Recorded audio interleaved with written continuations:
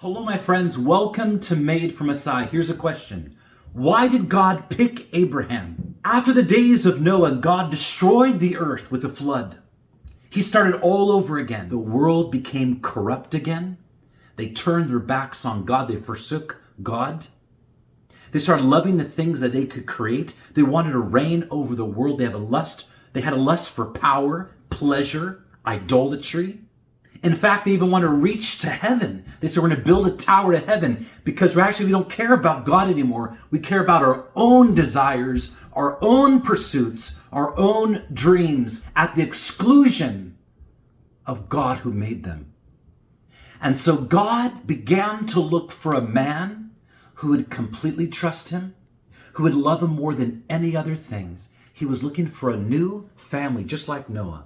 A new family to point people to the Christ that would come, to point people to God again. That is why he picked Abraham. He trusted God. He relied on God. He obeyed God. And you see in even Genesis chapter 22, when God asked him to sacrifice his only son, it was his final test. After a series of tests, he showed God he loved him more than any other thing. That is why God chose and picked and used Abraham. You might say today, I want to be used. Do you know the world is corrupted?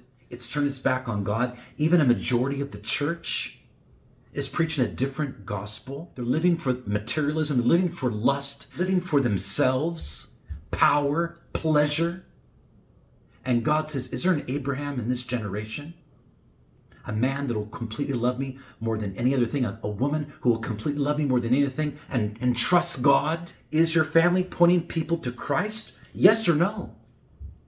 Oftentimes it's pointing people to the things that make us look good, that make us look great.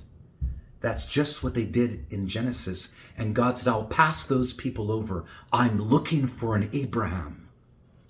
And God used Abraham to bless the whole world. Now, why? Again, he loved him. He trusted God. And his family pointed people to the Christ that would come, to God himself. I want to encourage you today, from flawed to the foremost example of faith was Abraham. Through a series of trials and difficulties, he made him a mighty man of faith that we can see today as our example. If you see the corruption around you and people forsaking God for things and people and pleasures and pursuits, my friend, don't give in to it. Put Christ first. Point your family to Christ. Love him more than any other thing. Completely trust him, my friends, and you can be an Abraham today. God bless you.